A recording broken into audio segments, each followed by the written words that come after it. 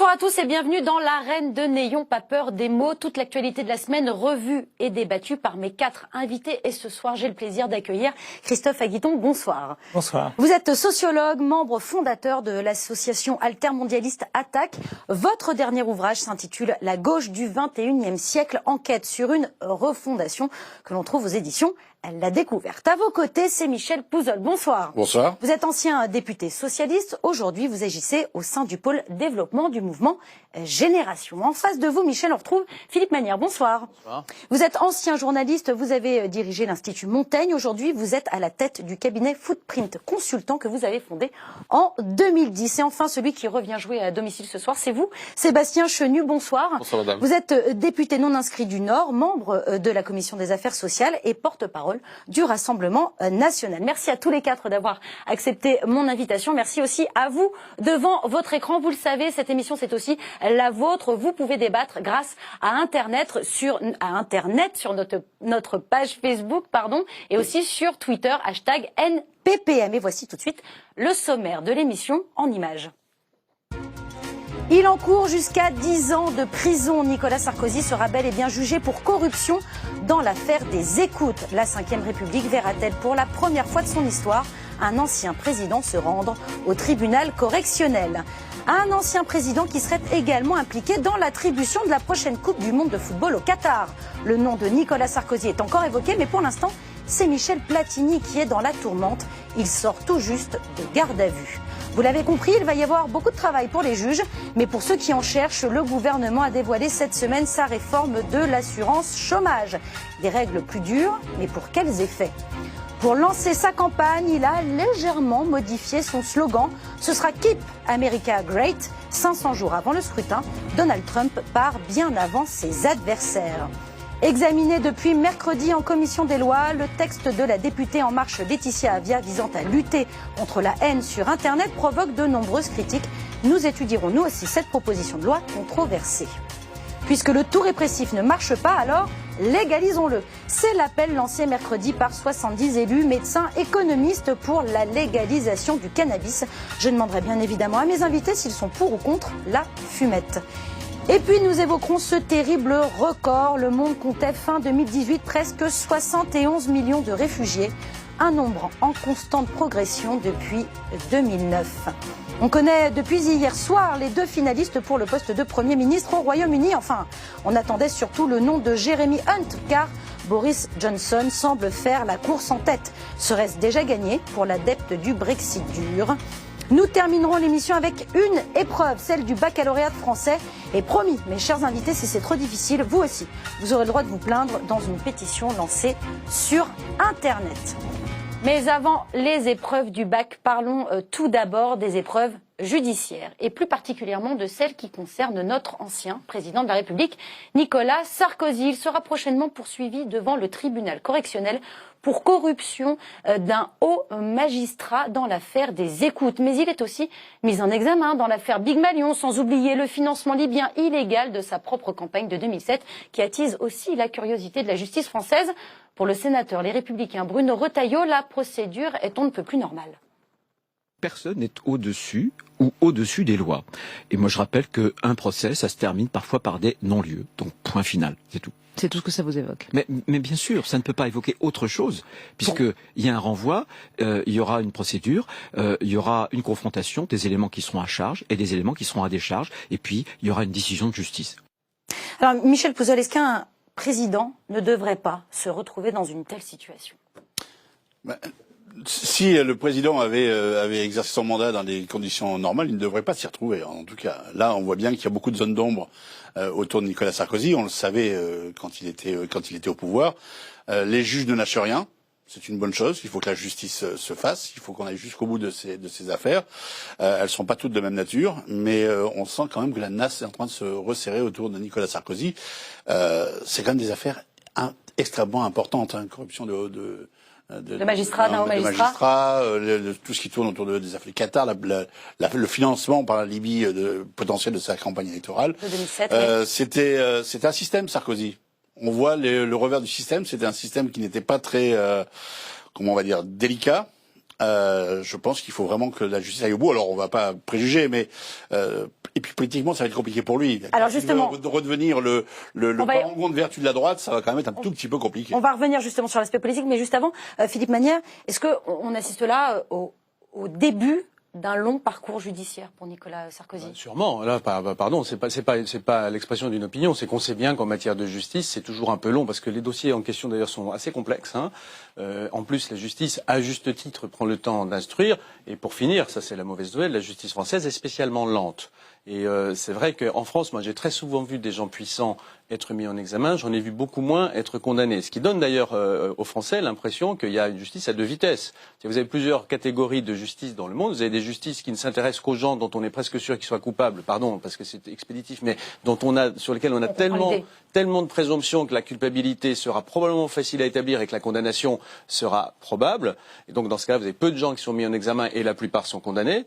Et puis vous avez des systèmes comme le français où au contraire, il y a énormément de gens mis en examen, parfois pour de bonnes raisons, parfois pour des raisons plus discutables, c'est-à-dire quelqu'un se plaint, etc. Bon voilà. Et à l'arrivée, il y a très peu de gens qui sont condamnés. Je pense que ça, c'est un des problèmes que nous avons. C'est assez difficile de demander aux gens de respecter la loi dans un pays où les gens puissants sont souvent mis en examen. Encore une fois, peut-être à tort, peut-être à raison, c'est une autre question, et beaucoup plus rarement condamnés. Donc en l'occurrence, moi je connais pas l'affaire de près. Les présomptions, vous le disiez, qui pèsent sur Nicolas Sarkozy sont graves. C'est lourd, oui. Ce que disait Retailleau, est frappé au coin du bon sens. C'est-à-dire qu'il y aura, ça sera instruit à charge, à décharge, et puis c'est à la justice de décider. Je vois pas comment on peut dire grand-chose d'autre. N'oublions pas quand même, sur ces questions judiciaires, on les débat tous toujours savamment. Ce sont des sujets complexes. Les gens qui ont accès au dossier sont très rares. Ce sont en gros les juges et les avocats des parties. Tous les autres, et je voudrais pas me trouver dans cette catégorie, parlent savamment de quelque chose dont ils ne savent pas grand-chose. Voilà. Pas bien. Donc on peut avoir des idées générales, mais c'est assez inutile parce que, heureusement, dans un état de droit, chaque cas est particulier. Donc les idées générales sont de peu d'usage. Est-ce que Christophe Aguiton, il a encore une chance de s'en sortir, vous pensez?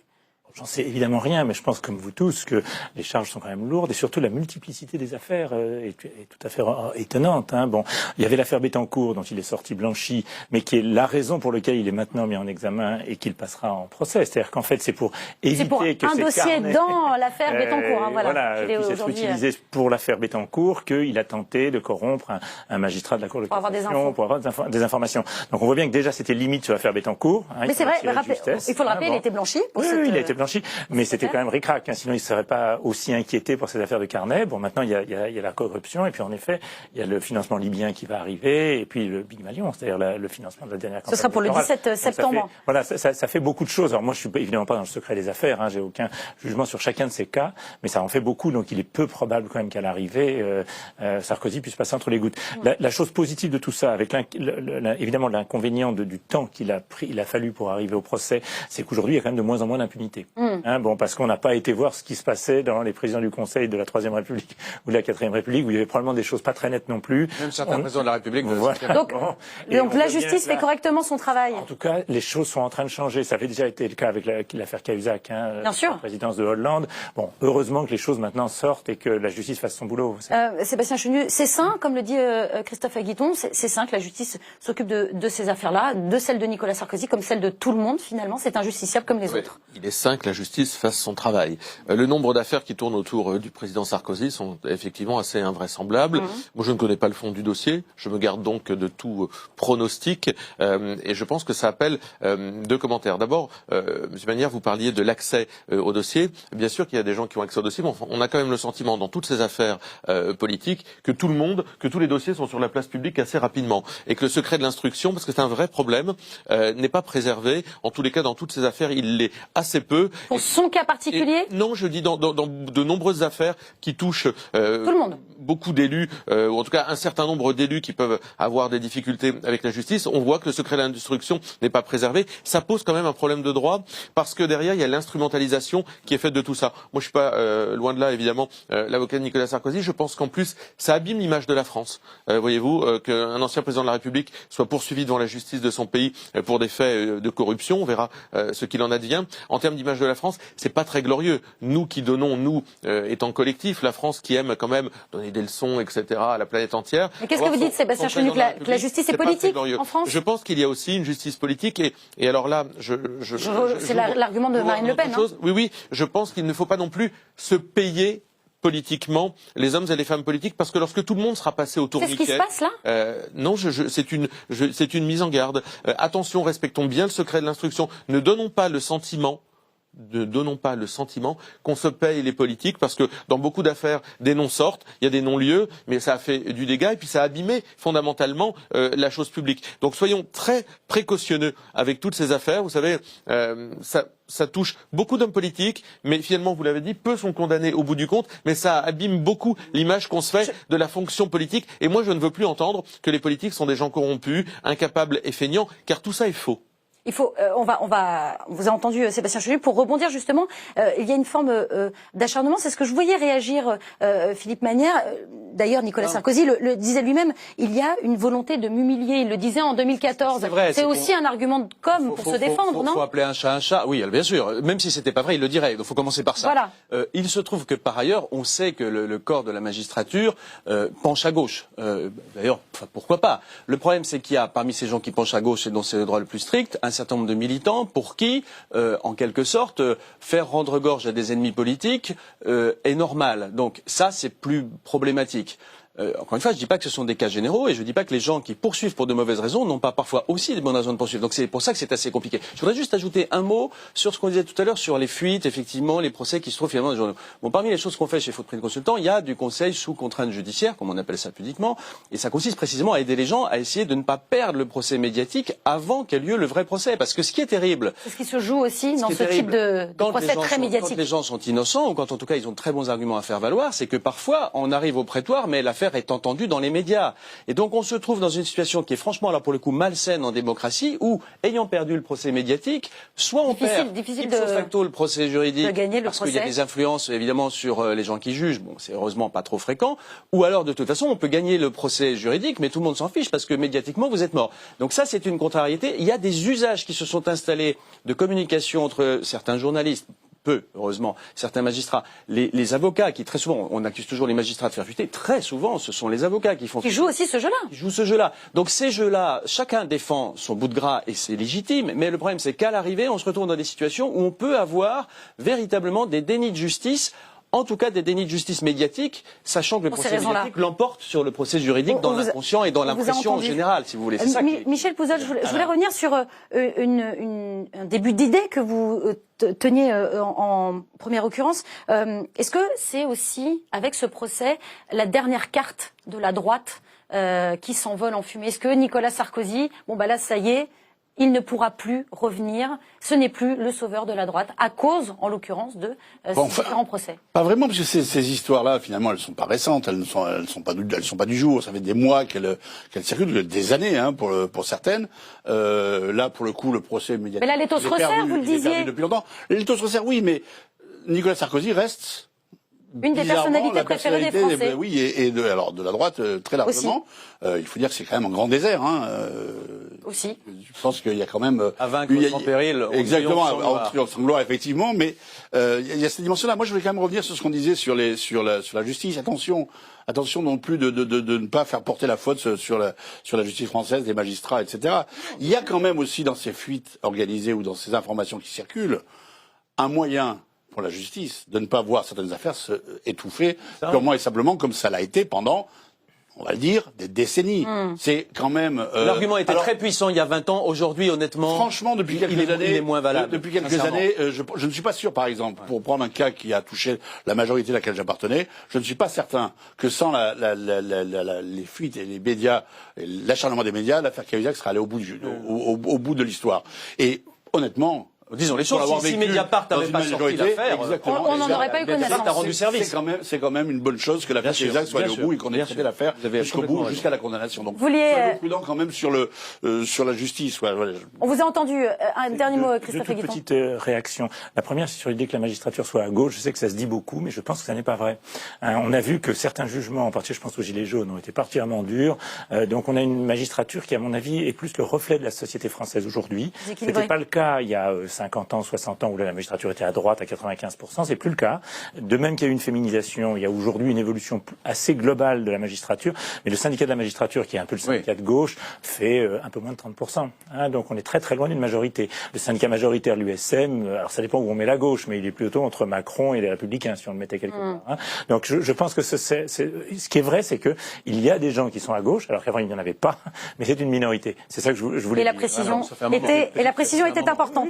Allez, on reste avec Nicolas Sarkozy, mais pour une autre affaire, celle de l'attribution de la prochaine Coupe du Monde de football qui aura donc lieu en 2022 au Qatar, un pays plus connu pour ses déserts que pour sa passion du foot. Et pourtant, c'est bien du sable que sortiront des stades climatisés. Le résultat d'un vote où la majorité des 24 membres de la FIFA a donc tranché.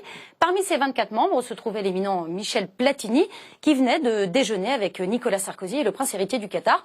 Claude Guéant, alors secrétaire général de l'Élysée, a lui aussi passé une tête, mais sans s'asseoir à table. Bref, il n'en fallait pas plus pour soupçonner cette fine équipe de corruption, ce que dément formellement Michel Platini, tout comme l'avocat de Claude Guéant.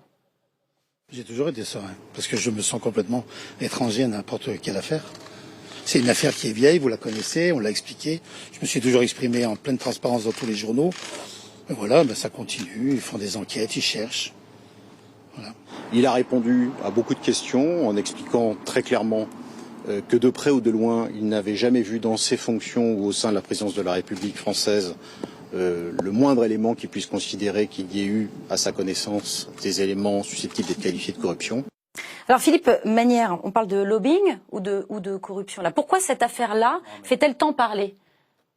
Enfin, l'attribution de la Coupe du Monde en général. Franchement, je vais probablement pas me faire beaucoup d'amis autour de la table, ni a fortiori parmi les téléspectateurs. Mais moi, je m'intéresse pas du tout au sport à la télé. Je distingue à grand-peine le foot du rugby. Tout ça m'intéresse pas du tout. C'est pas la même forme de ballon. Ce que je sais, c'est qu'effectivement, ce qui fait qu'on ne peut pas ne pas soupçonner ce choix, c'est que c'est obscène de faire courir des gens dans un pays comme le Qatar, qui en plus est tout petit. Donc, c'est-à-dire qu'on ne peut pas imaginer que la décision d'attribution au Qatar se soit faite sur une base logique. C'est totalement obscène que c'est pas possible. Donc, faut imaginer autre chose. Alors, il y a d'autres choses possibles qui sont pas forcément illégales. Le Qatar a mis beaucoup d'argent sur la table, ça c'est certain. Il en a énormément et il est d'usage que le Qatar paye beaucoup. Quand c'est légal, on peut être contrarié malgré tout, parce que la distorsion d'un choix, fut-il fait dans la légalité à base de torrents d'argent, je trouve pas ça enthousiasmant intellectuellement. Bon, voilà, c'est légal, c'est légal. On peut aussi soupçonner, parce que malheureusement dans ces milieux de l'organisation des événements sportifs, il y a des cas nombreux par le passé, il y a des rumeurs qui sont certainement pas toutes mal fondées, qui laissent à penser que les décisions ne sont pas toujours prises sans une influence qui va parfois jusqu'à quelque chose qu'on peut qualifier de corruption. On peut aussi imaginer qu'il y a eu de la corruption. Je n'en sais rien. Et là encore, on retombe sur ce qu'on disait tout à l'heure, c'est-à-dire il y a la justice qui va faire son boulot. Mais enfin, on ne peut vendre à personne l'idée que c'est logique et normal d'organiser une compétition sportive au Qatar, dans des conditions telles qu'effectivement, il faut faire des stades climatisés à partir de rien.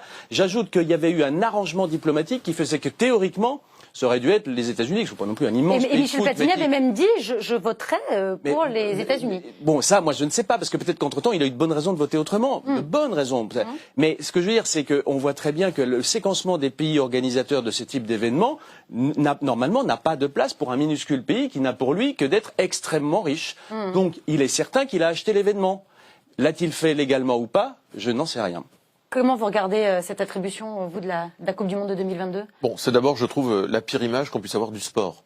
C'est-à-dire le pourrissement total du sport par le fric. Par l'argent. Le torrent de fric. Ce dossier respire à plein nez la corruption. Mais pour reprendre les propos de Philippe Manière, est-ce qu'ils n'avaient pas le droit? Si c'est légal, ils achètent la Coupe du Monde. Ce sont les mieux-disants dans une enchère. Donc c'est bien ce que je dis. C'est pas génial, mais c'est à peu près la pire image. On a bougé la Coupe du Monde à l'hiver 2022, je crois, pour le Qatar. En tous les cas, pour leur faciliter l'obtention de tout ça. Donc on voit bien que derrière, on peut avoir de légitimes soupçons de corruption. Mais la question qui se pose, c'est pourquoi le Qatar demande et obtient. Pourquoi le Qatar, dans ce pays, a un statut fiscal à part? Pourquoi? Qui sont les dirigeants dans notre pays qui acceptent d'offrir des boulevards et en échange de quoi entiers au Qatar? Pourquoi est-ce que ce pays, dont on peut légitimement soupçonner une sorte de soutien et de financement au terrorisme islamiste, demande et obtient en France exactement ce qu'il veut. Alors demain, on s'étonnera que des vignobles, que des châteaux, etc. soient achetés par des fonds qataris, mais je vois bien qu'à travers un statut fiscal à part pour le Qatar, je vois bien qu'à travers la création de l'IFI et non pas la fin de l'ISF qui aurait été non pas de bonne loi, mais qu'il aurait fallu au contraire conserver. Eh bien, avec l'IFI, vous permettez à des propriétaires, vous obligez des propriétaires de vignobles, de châteaux, etc. à vendre, et c'est le Qatar qui achète. Donc on voit bien qu'il y a quand même en France des capacités à offrir sur un plateau ce que le Qatar demande. Est-ce que c'est le constat aussi que vous faites, Michel Pouzol? Il y a plusieurs choses dans cette affaire. Déjà, il y a une chose sur le fonctionnement de ces grands événements sportifs. Il faut savoir que là, on a 35 personnes qui peuvent décider de l'attribution d'un événement, de l'événement mondial sportif. Les JO, c'est 65 personnes, je crois. Peut-être. C'est des éléments incroyables. Donc effectivement, on est loin d'un processus démocratique de marché, etc. Effectivement, ça ouvre les portes à beaucoup d'arrangements entre amis, parce que là, les gens, on les connaît, et ils sont ciblés, et ils sont pas si nombreux que ça. Donc il y a cet élément-là où il faudra, je pense, se pencher, parce que effectivement, ça donne une image du sport catastrophique. Et moi, par contre, détestable. Je préfère voir les filles de la Coupe du Monde de football. On les encourage d'ailleurs. Qu'on encourage plutôt que ce genre de choses. Ça, c'est détestable. Il y a une deuxième chose qui est quand même intéressante dans cette histoire, c'est que tous ces procès, sont sortis à la source viennent des États-Unis. C'est-à-dire que les Américains n'ont pas digéré effectivement de ne pas avoir la Coupe du Monde de football chez eux. Et là, on rentre dans une autre dimension avec le Qatar, qui est une dimension géostratégique. Le Qatar a donc c'est de la géopolitique à travers. Il y a aussi la géopolitique sur les arrangements qu'on fait avec le Qatar. Enfin, je veux dire, moi, je suis toujours scandalisé quand on pleure parce que on encourage le PSG que le Qatar finance aujourd'hui. Il y a un affairisme autour du Qatar incroyable. C'est-à-dire qu'on peut pas vouloir faire de la géopolitique, être très dur avec certaines positions. Et en même temps, c'est de la diplomatie parallèle, c'est ce que vous dites. Il y a la diplomatie des affaires qui est extrêmement gênante dans tout ça. Comment l'Égypte demande, le Qatar obtient. Qui paye les rafales que l'Égypte achète à la France, voilà, par exemple. Non, mais quel autre pays? Quel est le rapport entre l'Arabie Saoudite et le Qatar, qui sont dans une guerre d'influence sur ce territoire-là? Enfin, tout ça est au cœur, en fait, de ce qu'on voit là. Après, sur l'affaire Platini, on verra. Pour l'instant, la première fois, il a été blanchi dans le procès en Suisse. Exactement. On va voir la suite. Mais de tout ça, il y a des sommes tellement extraordinaires, faramineuses qui circulent, des salaires hors de toute proportion, des enjeux politiques et financiers incroyables. Je ne sais pas comment on pourrait y mettre un peu d'ordre, mais on en a besoin. Mais quel autre pays obtient autant que le Qatar en France? Le Qatar demande, le Qatar obtient. Quel autre pays a cette situation-là? Et l'Arabie Saoudite, dont effectivement, on comprend que ce soit les mêmes logiques. Non, sur l'Arabie Saoudite, regardez, les mêmes logiques se jouer en ce moment sur les armements. L'Angleterre, après l'Allemagne, donc un deuxième très grand pays européen, décide d'arrêter toute livraison d'armes à l'Arabie Saoudite à cause du drame du Yémen. Absolument. La France, on est les seuls à continuer tranquillement, pas de problème. Alors revenons sur le Qatar. Comment vous regardez-vous cette affaire? Est-ce que ce n'est pas finalement à travers l'audition de Michel Platini, c'est plutôt Nicolas Sarkozy que l'on vient chercher dans cette affaire aussi? Non, mais moi je suis un peu comme Philippe Magnère. Je pense que il y a évidemment un vrai problème, et c'est absurde de faire une coupe là-bas pour des raisons de taille, de climat. Le Qatar, c'est minuscule, il n'y avait pas d'équipe réellement de football. Enfin, tout ça n'a aucun sens. Bon, c'est vraiment pour se créer une réputation mondiale que le Qatar, de même qu'il avait El Jazeera, qu'il a toujours El Jazeera, le PSG, il veut avoir la coupe chez lui. Voilà. Bon. Et la rationalité était en effet d'aller aux États-Unis, parce qu'après la Russie, qui est un grand pays, les États-Unis, c'est un très grand pays, mais dans lequel le football n'a pas l'écho qu'il a en Europe. Le football masculin, parce que le football, le soccer, absolument. Le soccer, c'est le premier sport féminin aux États-Unis. Absolument. Aux États-Unis pour justement promouvoir le football. Bon, ça tenait debout. Ça pourrait, oui, voilà. Le Qatar, aucun sens. Alors après, est-ce qu'il s'agit de corruption? Possible, j'en sais absolument évidemment rien. Ça peut être aussi simplement un rafale contre une voix. Ça peut être aussi des contrats commerciaux. Ce qui est de la corruption. Une sorte de corruption. Un rafale contre une voix, j'appelle ça. Personnel de Michel Platini. Je n'ai aucune idée, mais ce qui est sûr, c'est qu'il y a eu un jeu d'influence très fort des Qataris qui là-dessus l'a obtenu. Très bien. Allez, on quitte les affaires pour parler maintenant d'une réforme. La réforme de l'assurance chômage a été dévoilée cette semaine par le gouvernement. Une transformation du système qui a réussi l'exploit de mettre le MEDEF et tous les syndicats d'accord sur la nocivité de la démarche. Mais le Premier ministre en est convaincu. Économie et baisse du nombre de demandeurs d'emploi seront au rendez-vous dès 2020. On écoute Édouard Philippe. Avec cette réforme, nous visons une baisse du nombre de chômeurs de 150 000 à 250 000 sur les 3 ans à venir. loin d'une approche comptable ou budgétaire, loin d'une logique de rabot, cette transformation de l'assurance chômage devrait nous permettre, en effet, de faire des économies, devrait nous permettre d'abord et avant tout de transformer le marché du travail, et des économies devraient en résulter. Nous visons 3,4 milliards d'économies sur la période 2019, 2020, 2021. Et juste avant d'appréhender les différents objectifs de la réforme, je ne peux résister à l'envie de partager avec vous le parfait lapsus de la ministre du Travail en point d'orgue de cette conférence de presse très suivie. Voici le loupé magnifique de Muriel Pénicaud. C'est une réforme résolument tournée vers le travail, vers l'emploi, contre le chômage et pour la précarité. Et contre la précarité, pardon. Merci beaucoup, Madame la Ministre. Alors, oui, voilà, un lapsus qui nous fait rire un peu sur ce plateau. Alors, Édouard Philippe a donc exposé 4 objectifs. On va les regarder dans le détail. Mais déjà, globalement, est-ce qu'il était urgent de faire cette réforme Philippe Manière et de la faire comme ça? Comment on réduit, comment on résorbe les 35 milliards de dettes? Est-ce qu'on atteindra, grâce à cette réforme, les 7% de chômeurs? Enfin, voilà, 7% de... Bon, alors, en vrac, d'abord, la raison pour laquelle cette réforme est envisageable maintenant, je dis pas possible, je sais pas si elle se fera, mais envisageable maintenant, une des raisons pour lesquelles elle est mise sur la table, c'est bien sûr les déficits, vous y avez fait allusion, ça ne peut pas durer jusqu'à la fin des temps, mais c'est aussi parce que le marché du travail est curieusement, à la surprise de beaucoup d'économistes, relativement dynamique aujourd'hui. C'est-à-dire que le chômage baisse pas mal. Et donc, on sait qu'en matière de réforme, c'est très difficile de réformer l'assurance chômage en durcissant l'accès aux droits en période de hausse du chômage. Là, le chômage tend à diminuer. Alors, pas assez. La France reste un pays, je le redis en passant, ça va de soi, mais enfin, où le taux de chômage est beaucoup plus élevé que dans la quasi-totalité de ses voisins. Sauf l'Espagne et l'Italie. Cependant, oui, l'Espagne qui a connu la crise qu'on sait, l'Italie, etc. Voilà. Mais qui, en quelque sorte, sont des cas particuliers. Les pays qui sont les plus comparables à la France ont des taux de chômage qui sont entre 1 tiers et 2 tiers inférieurs aux nôtres. Donc, c'est parce que on a cette difficulté à dire il faut traiter le sujet qu'on ne l'a pas fait jusqu'à maintenant, et c'est parce que là, aujourd'hui, encore une fois, à la surprise de beaucoup d'économistes, le marché du travail est dynamique, il y a beaucoup de création d'emplois qu'on peut dire on va essayer de changer un peu les choses. Alors, il y a des choses qu'il fallait changer, parce qu'il y a les déficits, j'ai évoqué rapidement, parce qu'aussi il y a des situations qui sont pas normales, même si c'est des cas qui ne sont pas généralisables. Il y a des cas relativement nombreux où certaines personnes peuvent éventuellement gagner plus si elles sont demandeurs d'emploi. Non, mais c'est ce que j'ai dit. Non, un peu plus. Un peu non, plus, 15 000. Toujours est-il, ce sont des situations aussi, non, parce qu'il y a le brut et le net, faites attention. Mais toujours est-il que on ne peut pas dire qu'il n'est pas normal de corriger ces excès. Mais ils sont pas. Ensuite, il y a des choses qui ont été faites qui me paraissent, moi, relativement raisonnables sur l'ajustement des droits en fonction des durées de cotisation quand le marché du travail devient meilleur. Là où je suis choqué, moi, c'est sur le sort particulier fait au cadre. Parce que moi, je suis très ouvert à l'idée qu'on puisse recevoir moins si on cotise moins. Mais je rappelle que dans ce bel et bon pays, les cotisations sont déplafonnées. Donc, plus vous gagnez, plus vous cotisez. Et vous vous trouvez dans la situation où vous demandez aux gens de payer en fonction de leur salaire, mais d'avoir moins de droits que les autres, alors même que la population des cadres, on le sait, tire moins sur ses droits. Oui. Elle contribue à réduire le déficit par son comportement, pour des raisons qui sont pas seulement le mérite. Elle met plus d'argent au pot commun, il y a aussi le marché qui est meilleur. Bon, quand on dit, on a bien réfléchi, on va faire quelque chose de juste, c'est l'obsession dans la sémantique. Qu'est-ce que ça a de juste de demander à des gens de contribuer plus en ayant moins, juste parce que il se trouve qu'ils gagnent plus que les autres? C'est absurde. La justice, ça n'est pas synonyme de la redistribution. Donc c'est un mauvais coup.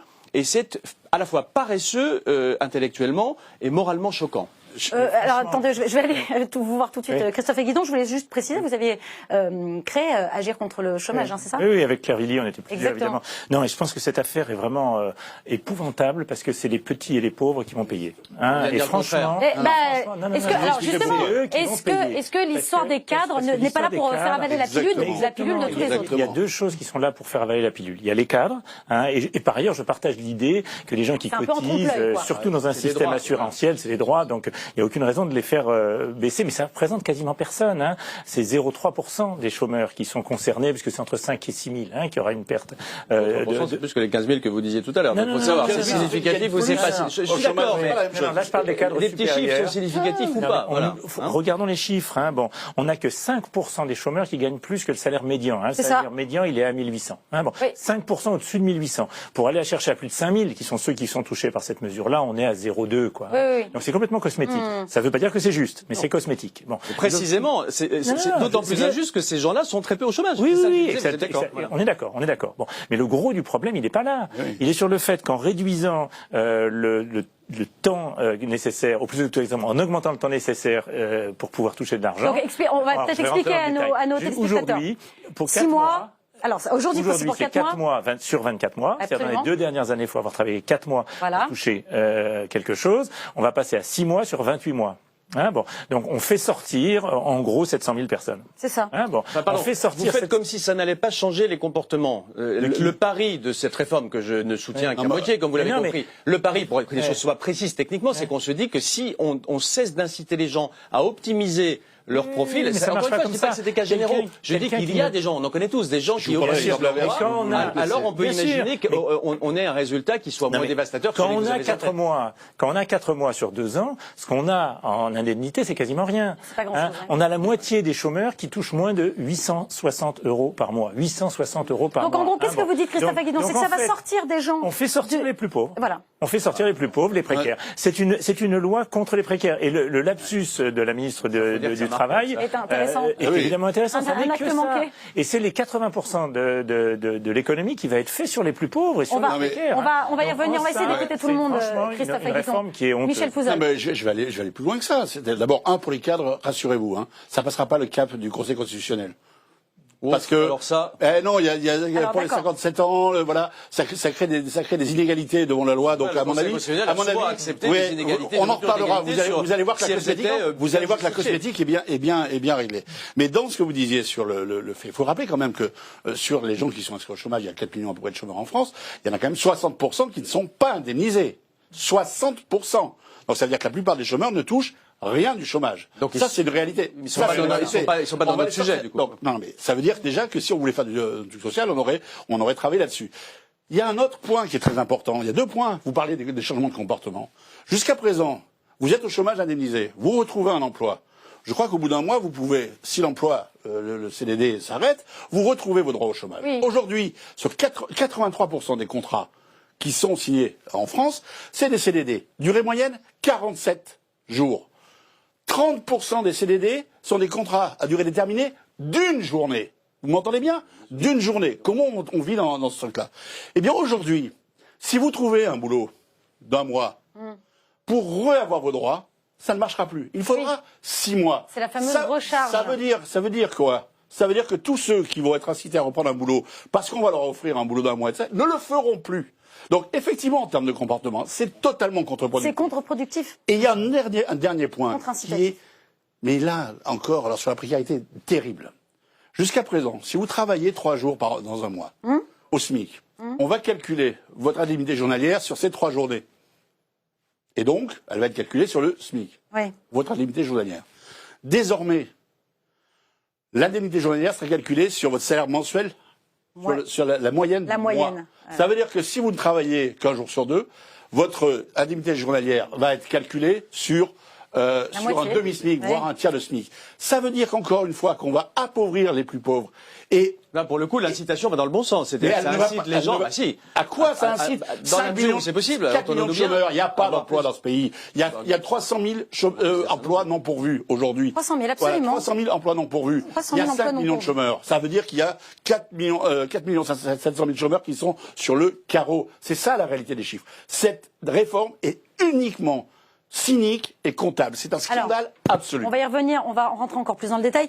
Juste, est-ce que notre système, Sébastien Chenu, est trop généreux? Est-ce qu'il fallait le modifier? D'abord, tout ça part de 2 postulats qui, à mon avis, sont inexacts. Le premier, c'est que l'UNEDIC verse moins qu'elle ne reçoit. En réalité, elle encaisse davantage on peut parler de bénéfices dans ces cas-là qu'elle ne reçoit demandeurs d'emploi. Donc ça veut dire que ce système, il n'est pas à bout de souffle.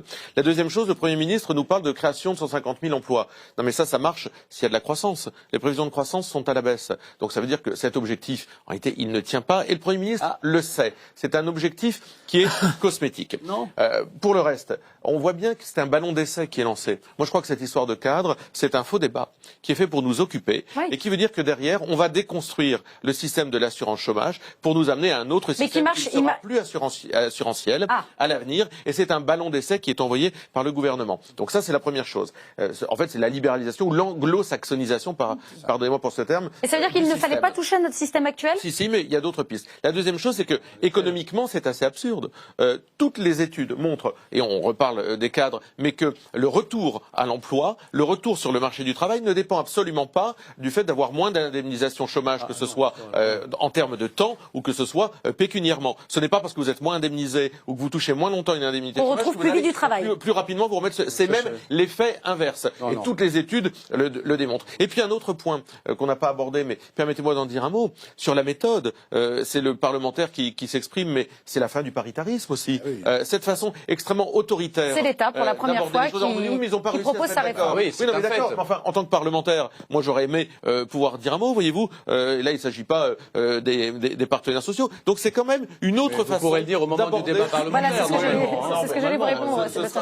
Ce sera très léger. Donc on voit bien que tout ça, c'est le signe d'une évolution, ou en tout cas d'une régression, à mon avis, d'un système. Emmanuel de Chypre, qui est un économiste bien connu, dit ce sera un bain de sang. Je reprends ces termes. Ce sera un bain de sang pour les gens les plus, pour les catégories les plus populaires et les plus qui seront les premiers impactés par cette précarisation, qui va être encouragée. Vous voulez répondre, Philippe Magnère? Non, mais il y a beaucoup de choses qui ont été dites auxquelles je souscris. C'est-à-dire que quand on durcit les droits, il y a des gens qui vont ne pas pouvoir adapter le comportement de telle manière qu'ils récupéraient l'argent qu'ils vont perdre. C'est clair. Pas tout le monde. Et surtout, je le redis, j'ai commencé par ça tout à l'heure, ça me paraît très important. Vous disiez tout à l'heure qu'on nous annonce un ralentissement de la croissance, c'est assez probable, mais curieusement, et je vous le dis d'autant plus volontiers que je ne m'y attendais pas moi-même et que ça surprend beaucoup d'économistes.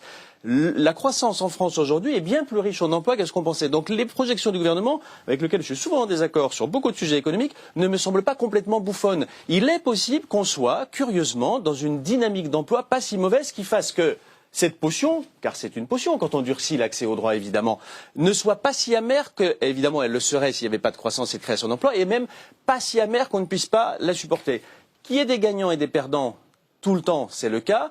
Qu'en l'occurrence, il y ait beaucoup de perdants, c'est certain, vous avez expliqué à quel point il y avait... toujours les mêmes sous Emmanuel Macron. Non, pas toi, non. Ça c'est des gaudrioles, pardon, on a commencé par les cadres. Pardon, non, juste. Mais on peut pas non plus dire qu'on ne peut rien, qu'on peut ne rien faire. Alors, il y a des choses qui auraient pu être faites, qui étaient alternatives. Il y a des pistes. Moi, je pense que le régime des intermittents du spectacle est problématique. Je dis pas qu'il faut pas qu'il existe. Je dis que l'accès à ce régime devrait être limité aux gens qui en ont besoin. Aujourd'hui, appelons un chat, encore une fois, pardonnez-moi. Vous avez des boîtes de prod et des télévisions qui, à mon avis, sont pas sur le point d'être ruinés, qui ont une grande partie de leur personnel et qui fonctionnent sur l'intermittence. C'est le Non. La loi là-dessus. Non. Sur la permittence. Excusez-moi, c'était mon sujet, à l'Assemblée nationale. Alors Michel Pouzol. En tout cas, le régime est très déficitaire, avec une population qui est extrêmement nombreuse.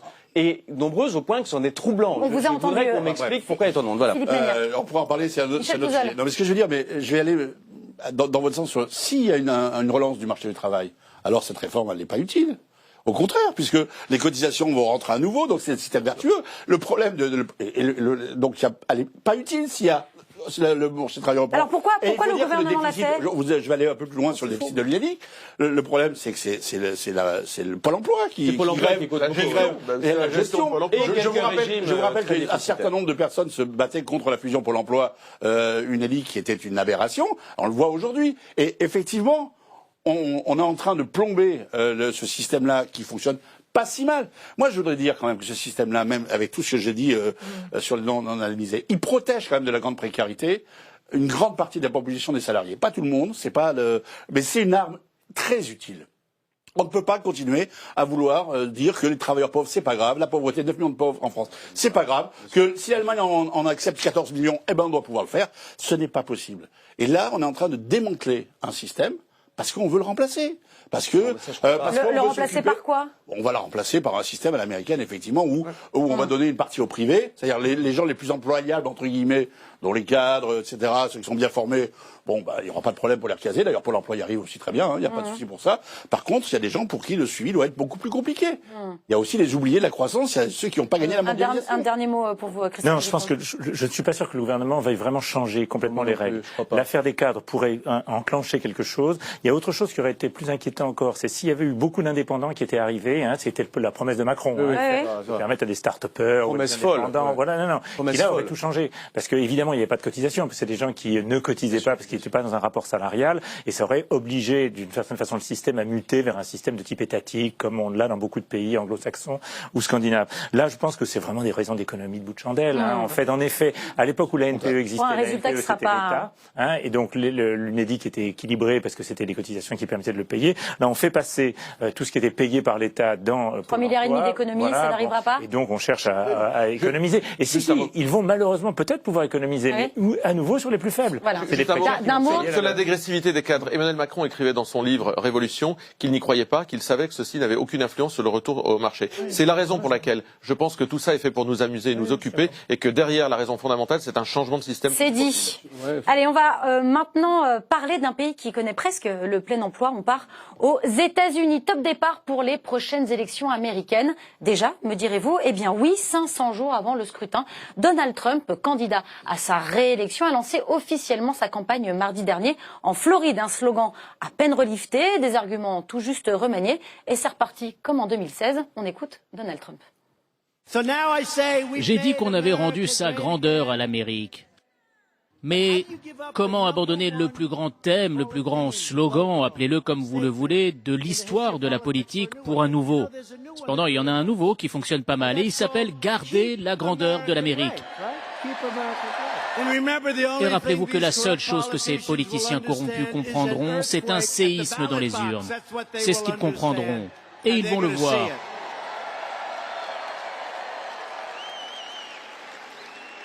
Nous y sommes arrivés une fois, nous y arriverons encore. Et cette fois, nous allons finir le travail.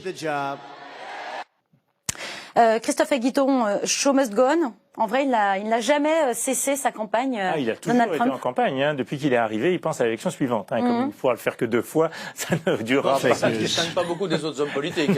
C'est vrai. Non, ce qui le distingue quand même, c'est qu'il reprend exactement les mêmes terrains et les mêmes arguments. C'est-à-dire qu'on a l'impression d'un copier-coller de la dernière, celle de 2016. Derrière ça, ce qui est plus inquiétant et ce qui est vraiment ce à quoi il faut réfléchir, c'est qu'il a une base sociale qui se maintient.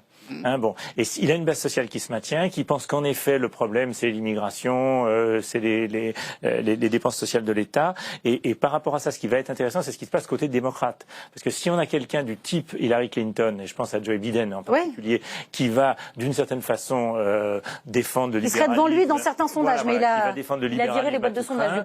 Il est à craindre que la classe ouvrière américaine ne vote pas pour lui, mais continue à voter pour Trump. Et donc ça, c'est pour moi un argument pour regarder ce qui se passe à gauche du Parti démocrate. Que ce soit Sanders ou Ocasio Cortez, il y a une nouvelle génération aujourd'hui de candidats potentiels au sein du Parti démocrate qui essayent de lier la question sociale aux questions liées à tout ce qui peut être la discrimination contre les Noirs, la question du féminisme, toute une série de questions sur lesquelles Clinton s'était beaucoup avancé, qui étaient tout à fait justes à mon avis, mais qui lui a fait perdre un vote absolument fondamental dans la classe ouvrière américaine. Et pour regagner cette classe ouvrière américaine, il faut que les démocrates aient un vrai contenu social, ce que Joe Biden ne donnera pas. Je complète vos propos. Le premier débat télévisé des démocrates, puisqu'ils sont plus de 20 candidats là pour les primaires, ce sera le 26 et 27 juin prochain à Miami. Justement, ces candidats démocrates, est-ce qu'ils peuvent, Sébastien Chenu, est-ce qu'il y en a un qui pourrait être en capacité de battre Donald Trump? Ou est-ce que c'est sûr pour vous? Je ne suis pas extra lucide, mais je ne crois pas, parce que je pense que les démocrates sont profondément divisés aux États-Unis. Alors que Donald Trump, lui, il a un bloc à la fois électoral et idéologique qui est extrêmement structuré. Donc évidemment, Donald Trump refait la même campagne, s'adresse exactement aux mêmes électeurs et dit à peu près la même chose que ce qu'il a toujours dit. Et ça lui a permis de gagner, ça devra lui permettre, y compris avec des résultats économiques qui sont plutôt flatteurs le concernant. Et moi, je suis pas pour que notre société ressemble aux États-Unis, mais si visiblement les Américains sont satisfaits du bilan de Donald Trump, eh bien je pense qu'ils le rééliront. Et pourtant, il n'a pas tant insisté sur son bilan économique. Oui, non, ça viendra. Là, on est dans des primaires en fait. Il s'adresse à ses électeurs, aux gens de son mouvement politique. Donc ça viendra. Je pense que la valorisation de son bilan viendra. D'autant qu'on gagne quand même plutôt toujours sur un projet que sur un bilan. Ça c'est pareil partout. Non, moi je pense que on a beaucoup regardé Donald Trump ici en France et en Europe avec un certain mépris, en disant c'est un bourrin, il fait la politique affalé dans un canapé en envoyant des SMS. Je pense que c'est quand même un peu plus compliqué que ça. À force de sous-estimer les gens et de les regarder d'un d'un air rigolard, eh bien, on s'aperçoit qu'il y a des gens qui font évoluer. On aime ou on n'aime pas. Donald Trump, il a fait évoluer des codes de la vie politique, y compris avec ses tweets, y compris ceux qui nous posent question aujourd'hui sur l'Iran, etc. Donald Trump n'est pas à sous-estimer. On peut le combattre, on peut y adhérer, etc. Moi, je ne suis pas américain. Je considère qu'il défend les intérêts des Américains uniquement, ce en quoi il ne nous fera pas de cadeau à nous, la France, mais visiblement, ça fonctionne aux États-Unis et je suis prêt à prendre les paris de sa réélection. Vous aussi, vous prenez les paris, il est beaucoup trop tôt. L'élection américaine a cette particularité, comme vous savez, qu'elle est pleine de rebondissements. On est encore très loin du scrutin, qui est donc en novembre de l'an prochain. D'une part, d'autre part, elle est, à part la ville de Paris, malheureusement, elle est tout à fait unique dans sa structuration territoriale. C'est-à-dire, comme vous le savez, il y a les fameux swing states. Il a commencé, c'est pas par hasard, en Floride. À la Floride. La Floride est un swing state. Absolument. Le nom lui est acquis, mais qui est avec un vote toujours indécis.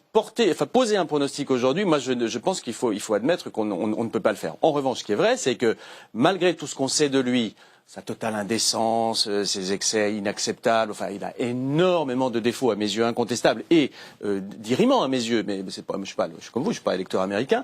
Malgré ça, il a gardé le soutien d'une très grande partie de la population.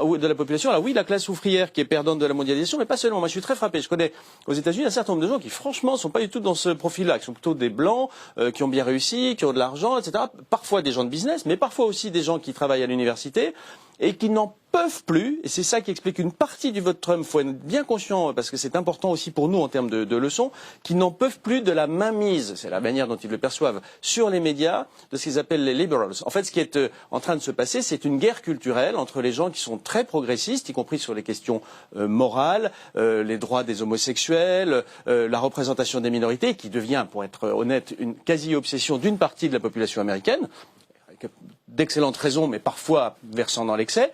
Et puis vous avez en face des gens qui disent, écoutez, vous êtes gentils, mais les minorités, même si vous faites le total, ça reste quand même des minorités. Elles ont été rétablies dans une grande partie des droits dont on les avait indûment privés. On ne peut pas continuer à repousser sans arrêt la frontière de ce qui est les valeurs de la République américaine et qui sont des valeurs pas complètement chrétiennes mais héritées, si vous voulez, d'une certaine vision morale de la société et qui n'en peuvent plus de voir les victoires successives sur l'avortement. Encore une fois, je ne porte pas de jugement sur l'avortement, sur les droits des homosexuels, etc. Donc, sur l'avortement, c'est plutôt l'inverse. Bah oui. La puissance de Trump, non, pour le moment, non. La puissance, non, on est toujours sur Roe Wade pour le moment. On n'a pas changé la jurisprudence. Excusez-moi, il y a quand même des États où l'avortement est remis en cause. C'est quand même une nouveauté. Non, je dis pas que je ne dis pas ça. Je dis que du point de vue légal, depuis 25 ou 30 ans, cette majorité, qui se croit une majorité, perd tous les combats. Et elle en a marre. Et pour elle, c'est très important d'avoir Trump parce que Trump nomme des juges à vie ou pour très longtemps, qui peuvent faire basculer, puisque vous savez, aux États-Unis, c'est souvent les cours qui font basculer la loi. Et donc, ça, ce mouvement-là, il me semble rester très puissant. Donc, malgré les excès et les immenses insuffisances de Trump, qui a quand même réussi à dire la semaine dernière, I am a very stable genius. Oui, c'est vrai. Oui, vous avez raison. C'est délirant. Ouais. Mais malgré tout ça, vous avez des gens qui le soutiennent. Non, voilà, c'est ça. Qui le soutiennent et qui risquent de le soutenir longtemps. On ne peut pas savoir. Pas raisonnable. Voilà, c'est ça. Voilà, c'est pas raisonnable. Ça serait pas raisonnable de faire un pronostic, en tout cas. Très bien. Michel Pouzal. Le pronostic est très dur à faire. Effectivement, il y a une base américaine. On voit bien, notamment dans les États du Middle West, qui est très forte pour lui. Et puis il y a la difficulté des démocrates d'être maintenant dans un grand écart qu'on a connu en France, nous, dans des partis de gauche qui se rapprochent un peu de ce qu'a pu connaître le Parti socialiste il y a encore quelques années, ou avec une aile très libérale, effectivement, puis une aile qui effectivement s'est radicalisée un peu à gauche, qui porte un discours qui est pas habituel aux États-Unis en plus, qui est un peu nouveau effectivement, et qui donc les gens adhèrent à quoi, au symbole? C'est ça que vous êtes en train de dire? Non, je pense qu'il on a toujours pensé que la société américaine était un peu uniforme entre un centre droit et un centre gauche. C'est pas vrai. Il y a eu toujours... C'est beaucoup plus divisé, voilà, de plus en plus divisé. Exactement, mais surtout, ils étaient un peu inaudibles, et ils le sont de plus en plus, notamment sur l'aile gauche des démocrates. Donc, il va falloir que les démocrates arrivent à gérer ce système-là. Alors moi, j'ai forcément une idée là-dessus de ce qu'il faudrait faire, même si je suis pas américain. Il vous écoute peut-être. Ça m'étonnerait. Et après, surtout, la difficulté de l'élection, c'est quand même le système électoral américain, qui fait qu'on vote État par État, que c'est pas lié à un nombre de voix. Il vaut mieux gagner des États à 51% qu'à 70%, parce que de toute façon, gardons-nous de juger les modes de scrutin. Je juge pas. Non, je parle pas de jugement. Quand en France, on a la représentation qu'on connaît à l'Assemblée nationale, nationale en Je suis laissant bien des d'accord avec millions vous. d'électeurs à la porte de l'Assemblée nationale. Je ne dis pas que vous portez un jugement de valeur, mais regardez les Non, non, mais- systèmes et pas qui seulement- fonctionnent et dans pas les autres seulement- pays non, non, mais- en les critiquant. Et pas Regardons seulement déjà le nôtre, c'est pas terrible. Et pas seulement, je ne critique pas, je constate que c'est un système complètement différent. Et la répartition à l'Assemblée nationale n'est pas simplement une question de parti ou d'opinion, c'est aussi une question de classe sociale. Moi, j'étais le seul RMiste à l'Assemblée nationale. J'étais, voilà, il y en avait pas. Enfin, à l'Assemblée nationale française, si vous êtes black, c'est en général que vous êtes, vous êtes des dom-tom ou guadeloupéens. Voilà, donc il y a quand même un truc, il n'y a pas de petits commerçants, il n'y a pas de profession libérale, il y a plein de choses qui manquent. Donc voilà, c'est bien plus complexe. Et il y a très peu d'élus du Rassemblement Mais national. bref. À mon sens, il y en a déjà pas mal. Ça correspond pas à la réalité française. Vous êtes porte-parole, mais presque Alors, trop. finissez, Michel Pouzol. Bref, ce que je veux dire, c'est qu'aujourd'hui, il est bien malin qu'il pourra savoir s'il va être réélu, mais il a les armes en main. Et quand je dis les armes en main, c'est quand même très inquiétant. Quand on apprend que cette nuit, nous sommes passés à 2 doigts d'un déclenchement d'une guerre contre l'Iran. C'est-à-dire que les bombardiers étaient partis. Il les a rattrapés quelques minutes avant qu'il... Et que personne ne sait pourquoi. Il y a quand même chez ce personnage... Excusez-moi, aujourd'hui, personne ne sait pourquoi il les a arrêtés. Il les a arrêtés. C'est quand même un grand mystère. Je vous rappelle que c'est quand même un président Un de ses conseillers a dû le convaincre. Oui, certainement. C'est un président qui expliquait que jamais la flotte américaine était en mer de Chine, ils étaient en Nouvelle-Zélande, alors que tout le prouvait. Enfin, il est quand même... Il y a un niveau quand même d'inquiétude extrêmement grave, géopolitiquement. Et puis il y a un autre truc, c'est la dette américaine, qui va quand même finir par poser un vrai problème. Ça a des résultats effectivement électoraux, mais enfin, à long terme, ça pose un vrai problème. Des prévisions de 1 000 milliards, je crois, pour 1 000 milliards 2020. Voilà. Il voudra peut-être un jour être remboursé. Peut-être. Je vous rappelle que vous participez aussi à ce débat sur Facebook et aussi sur Twitter, #NPPM. Allez, on avance avec la proposition de loi de la députée En Marche Laetitia Avia pour lutter contre la haine sur Internet. Les différentes propositions du texte sont actuellement étudiées en commission des lois ici à l'Assemblée nationale. Certains élus s'étonnent de ne pas voir d'article visant à supprimer l'anonymat sur les réseaux sociaux. Voici pourquoi, selon Laetitia Avia. Beaucoup se croient anonymes. Et se croyant anonymes derrière des pseudos, profèrent leur haine sans aucune retenue. Mais la réalité, c'est qu'on est aujourd'hui dans un système qui est le système du pseudonymat, donc qui permet à chacun d'utiliser tout pseudo, mais le vrai anonymat, extrêmement rare sur les réseaux sociaux et sur Internet. Parce que les plateformes, elles ont des moyens d'identification des utilisateurs sur ce que vous proposez. Ce qui est donc la pièce d'identité, en fait. Pour moi, il y a derrière un risque qui est disproportionné et énorme. C'est le fait, concrètement, on va dire à Facebook de faire une base de données de nos pièces d'identité. Voilà. Et moi, je pourrais pas aller dans ce sens-là. Alors on reviendra évidemment sur la problématique particulière de l'anonymat, mais tout d'abord, Christophe Aguiton, est-ce qu'on peut choisir, est-ce qu'on peut trouver une voie entre la haine sur Internet et la privation, la baisse des libertés? Je pense qu'il y a un vrai risque sur toute cette affaire-là, parce qu'il y a 3 problèmes qui s'enchevêtrent et qui rendent l'affaire compliquée. Il y a un premier problème, c'est quand on parle, par exemple, de la haine en tant que terroriste. On va parler des terroristes. Quand il s'agit de Daesh ou Al-Qaïda, tout le monde sera d'accord. Et d'ores et déjà, les plateformes nettoient. Et heureusement, depuis des années, il y a l'appel de Christchurch il n'y a pas très longtemps. De scènes de décapitation, tout ça est nettoyé, et tant mieux. Bon, même chose sur la pédophilie. Je veux dire, toutes les plateformes ont des moyens de repérer un peu ce qui se passe. Bon. Mais quand on parle de terroristes en général, on change de cadre. Prenez par exemple une organisation comme le PKK, le Parti des travailleurs du Kurdistan. C'est une organisation qui est considérée comme terroriste par les États-Unis d'Amérique, le Canada, mais aussi l'Union européenne. Or, il se trouve que c'est eux qui dirigent les YPD, qui sont nos alliés au Kurdistan syrien. Et c'est eux qui, aujourd'hui, gardent les prisons dans lesquelles il y a les gens de Daesh. Vous faites de la propagande pour le PKK et les YPD. Oui ou non? Vous avez le droit, vous voyez le type de problème que ça pose. Ce qui est vrai pour le terrorisme est vrai pour toute une série de termes de ce type qui sont très vagues et qui ne permettent pas de qualifier de quoi on parle. Pédophilie, pas de problème. Daesh, pas de problème, mais je vous dis terroriste. On parle de contenu illicite, mais on ne sait pas ce que sont ces contenus illicites. C'est que l'Internet, c'est mondial. Et là aussi, les lois ne sont pas les mêmes. Par exemple, en Europe, et je pense que c'est très bien, on n'a pas le droit de diffuser des contenus pro-nazis. On n'a pas le droit de vendre des croix de guerre, des drapeaux nazis, etc. Ça, c'est l'héritage de la Deuxième Guerre mondiale. Aux États-Unis, vous pouvez. Donc, il y a eu un conflit sur Yahoo, parce que Yahoo vendait ce genre de choses. Le règlement à l'arrivée était de dire le Yahoo.fr ne vendra pas. C'est à l'époque où Yahoo avait un site de vente en ligne. Par contre, le Yahoo.com peut le faire parce que aux États-Unis, c'est autorisé. Donc, vous voyez tous ces problèmes tout bêtes. Puis, il y a un troisième problème plus important encore et qui renvoie à l'affaire de l'anonymat. En France, dans le droit, il y a a deux droits très différents. Il y a un droit qui est celui de la presse, celui que vous connaissez, c'est l'espace public. L'injure, la diffamation, c'est pas autorisé, heureusement. Les gens n'ont pas le droit de s'injurier ou de diffamer qui que ce soit. Par contre, il y a un deuxième droit qui est très différent, qui est celui de la correspondance entre individus. Si vous écrivez une lettre, si vous appelez quelqu'un au téléphone, si vous parlez au café ou le dimanche soir en famille, où vous voulez, vous dites ce que vous voulez. Heureusement. Et heureusement, je défends tout à fait le fait qu'on ait un droit de secret de la correspondance. À la liberté d'expression. C'est quand même le minimum. Et qu'il y ait une liberté d'expression, mais interne à un petit groupe. Or, l'Internet, c'est une grosse difficulté. Il y a beaucoup de choses qui sont dans l'entre-deux. Twitter, c'est complètement public. Facebook, vos amis de Facebook, c'est un groupe privé. Donc si vous commencez à aller dans les groupes privés des gens, c'est exactement comme si vous immisciez le dimanche soir dans un repas de famille pour savoir si un peu bourré, le grand-oncle n'a pas eu un truc où il a un peu dérapé, quoi, pour le dire. Bon, donc il y a une vraie difficulté. Donc pour toutes ces raisons-là, moi j'appelle vraiment à la prudence. Et autant je pense que le risque de cette loi, c'est en effet de déraper, autant par exemple la députée Avia avait tout à fait raison. Je veux dire, si on demande aux gens d'arriver avec une carte d'identité, l'affaire est finie. C'est comme si on obligeait au café à arriver en donnant son nom et à sortir le colt. Michel Pouzol, je vous vois réagir. Mais alors du coup, qu'est-ce qu'on fait? On vient d'entendre Christophe Aguiton, c'est compliqué. On ne change rien. On laisse faire les choses, peut-être. D'abord, il ne faudrait pas laisser croire que la loi est totalement impuissante face à ça. Absolument, il y a déjà tout un dispositif. Il y a un dispositif qui existe.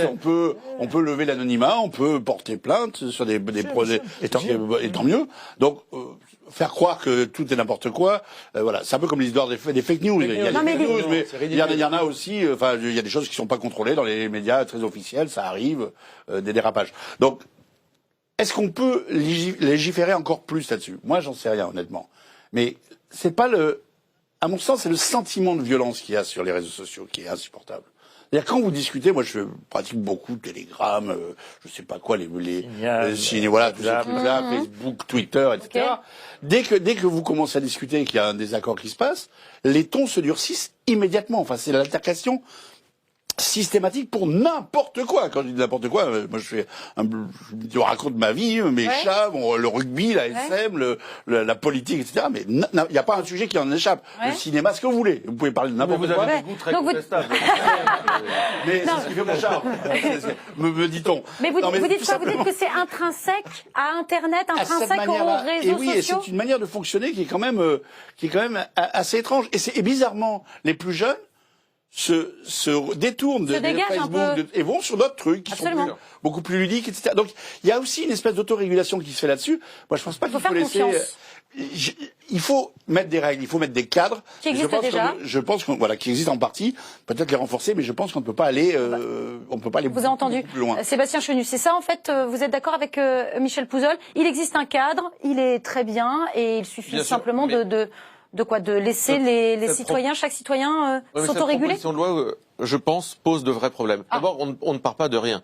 Évidemment, alors on nous dit tout ça se part des plus beaux atours. Ce texte, Madame Avia, se part des plus beaux atours. On est contre la haine sur Internet. Personne n'aime se faire cracher au visage. On est contre les insultes, bien sûr.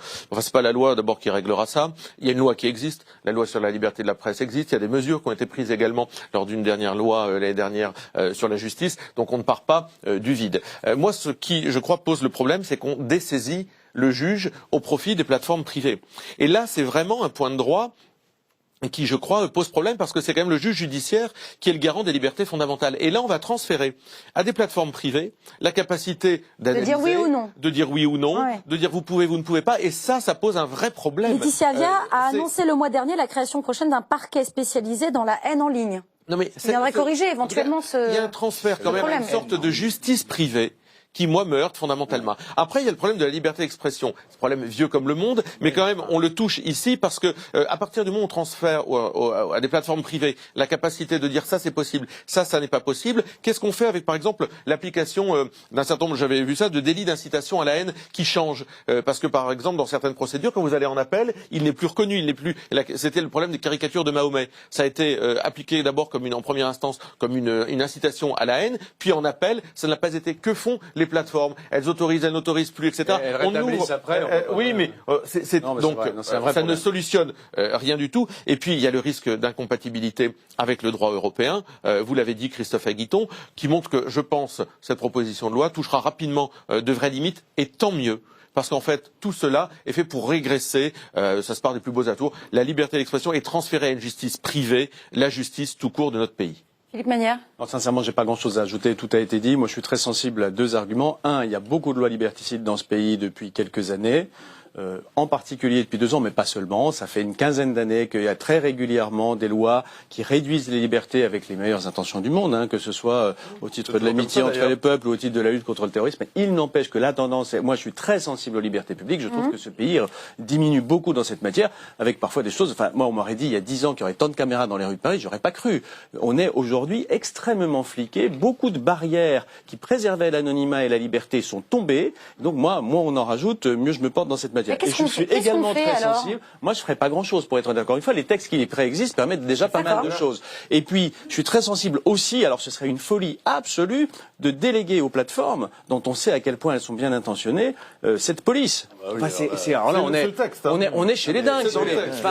Si vous arrivez, au nom du bien, à confier la police de la pensée à ces gens-là, il faut consulter rapidement. Ça va pas du tout, quoi. Donc, voilà. Si le texte c'est ça, évidemment, il est mal fondé à mes yeux. On enverra cette séquence à la commission des lois pour qu'ils puissent analyser avec votre regard cette proposition de loi. Allez, autre thème avec la légalisation du cannabis. Ils sont 70 à avoir signé une tribune en ce sens. Élus, médecins, économistes, tous se disent partisans d'une utilisation thérapeutique ou récréative pour les consommateurs de plus de 18 ans. Une tribune et même une proposition de loi. Ce jeudi, un député du groupe Libertés et Territoires a déposé un texte pour réguler la légalisation du cannabis. On écoute François-Michel Lambert.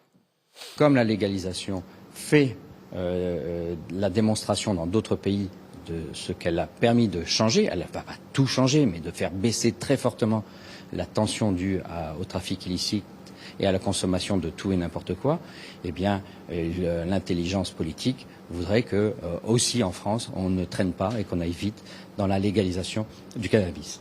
Alors, je complète, le Conseil d'analyse économique qui dépend de Matignon affirme que la légalisation du cannabis pourrait rapporter 2,8 milliards d'euros de recettes fiscales par an. Donc il faut y aller, Philippe Manière. Et surtout, ça ferait beaucoup d'économies. Moi, je suis très partagé, comme je pense tout le monde, sur le sujet. Moi, je suis pas favorable à ce que la consommation de cannabis se développe. Je la condamne moralement, en quelque sorte, mais ça, c'est les goûts, les couleurs.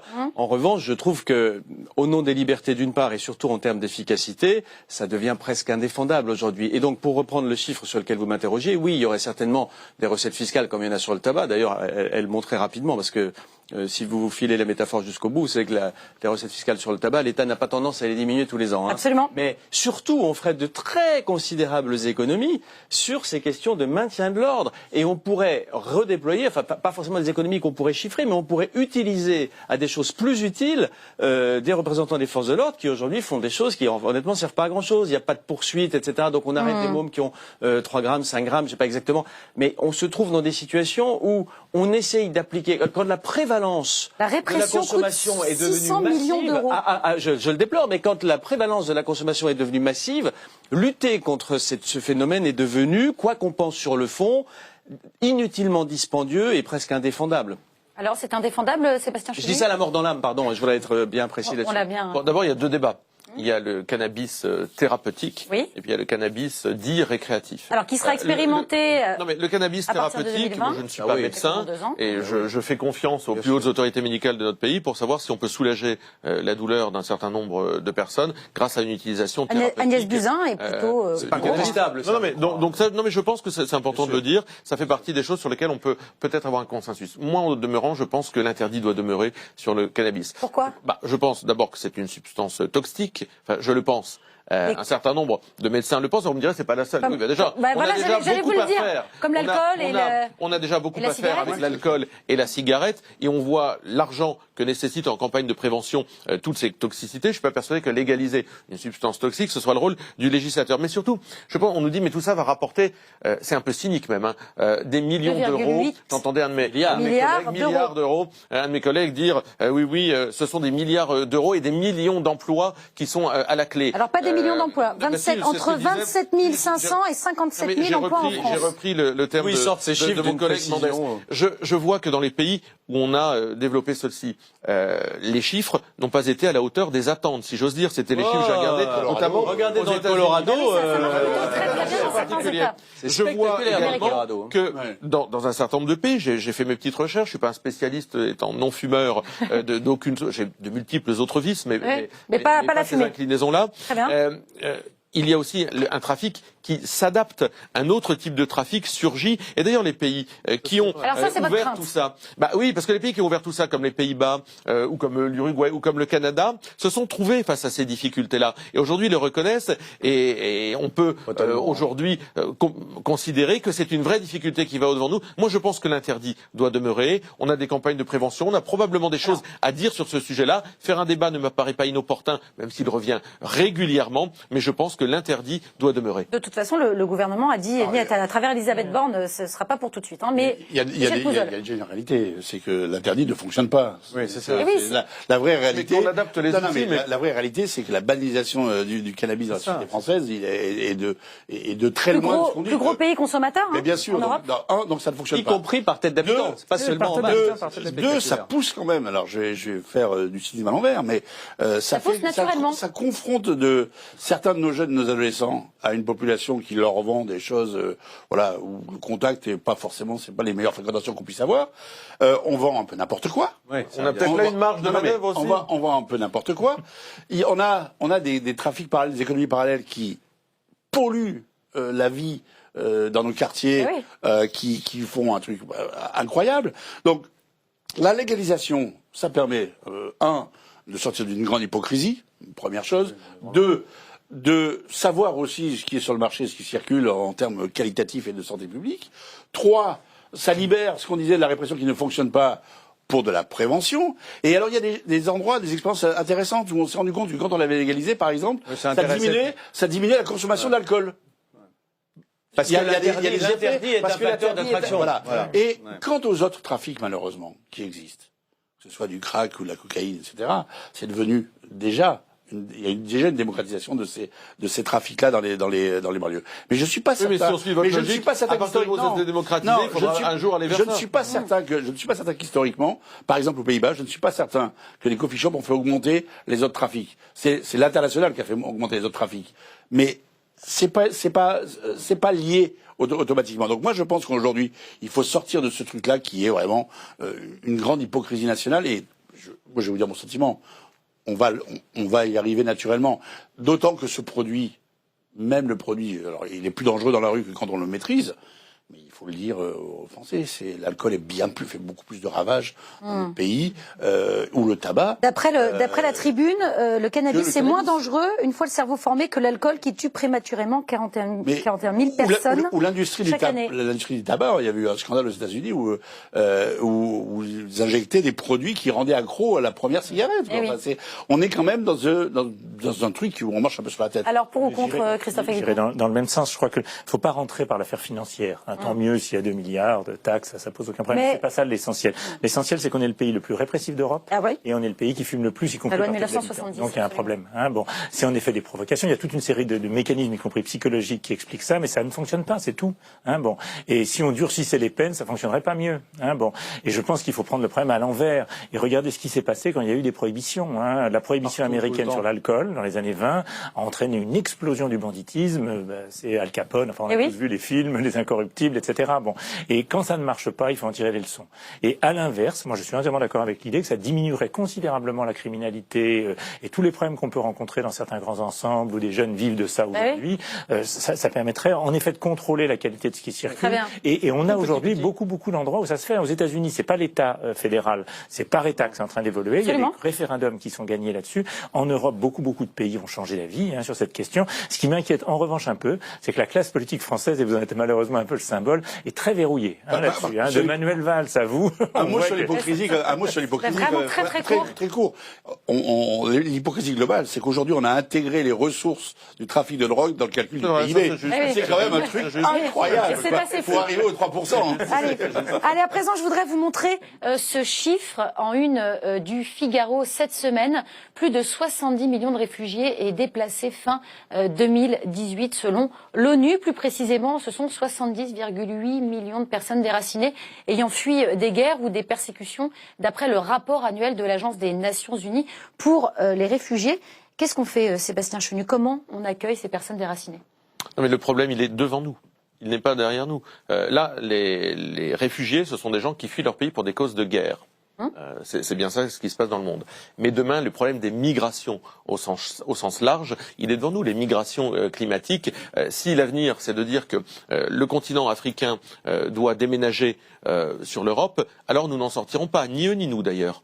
Donc la réalité de tout ça, c'est de développer nos politiques de coopération. C'est bien pour ça que je vous demandais comment. L'argent que nous mettons dans les politiques d'immigration, d'accueil des immigrés doit être, en tout cas des migrants et des immigrés, doit être réorienté vers les politiques de co-développement. On a tout à revoir. Moi, j'ai vu une majorité rogner sur les politiques de co-développement cette année. Alors bien sûr, tout ça va de pair avec la réinstauration de frontières, avec une gestion nationale des politiques migratoires, mais on ne peut pas simplement se contenter de regarder des chiffres pareils et de dire tout le monde va venir vers des pays qui sont vus comme des Eldorado et on laissera la moitié de la planète à l'abandon finalement parce que les gens, ou pour des causes de guerre ou pour des causes climatiques, n'arriveront plus à y vivre. Non, je pense qu'il faut vraiment réorienter nos politiques. On doit avoir une politique de fermeté en ce qui concerne l'accueil de l'immigration en France parce que nous n'avons plus ces capacités d'assimilation, d'intégration, nourrir, héberger, éduquer ces gens, ça ne fonctionne pas. Nous n'avons pas ces capacités d'assimilation. Et de l'autre côté, nous devons faire ces efforts de coopération et de développement. Il y a un avenir dans ces pays-là,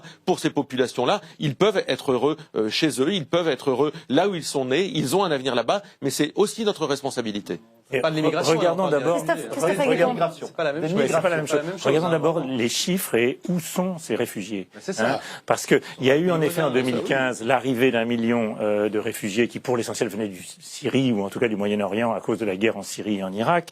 Mais ce qui se joue là dans les chiffres que vous avez donnés, c'est tout à fait différent. Oui. C'est des guerres entre pauvres. C'est vous prenez le Soudan du Sud, c'est des guerres entre pauvres où les gens se déplacent dans l'État d'à côté. Exactement. Ça ne nous concerne pas principalement, pas au titre de l'immigration. L'Éthiopie, le Venezuela, le Nigeria.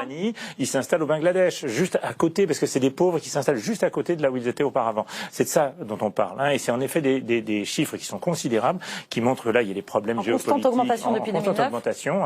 Le climat peut accélérer tout ça, ça c'est vrai.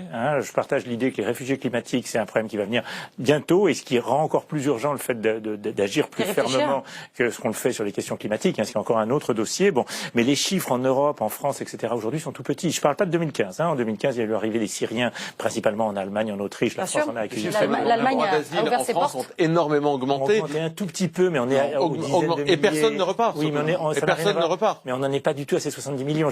On est bien sûr, mais on est à quelques milliers. Oui, on est à 1 pour 1000 des chiffres qui sont donnés, tout simplement parce que les réfugiés, malheureusement, c'est des guerres entre pauvres. Ils vont à côté de chez eux, ils vont pas chez nous. Michel Pouzol. Oui, c'est ça. C'est la réalité des migrations, c'est que c'est 95% sur leur propre continent. C'est ça la réalité. C'est-à-dire qu'en fait, le mouvement, il vient pas vers l'Europe réellement. Il est sur les mêmes territoires.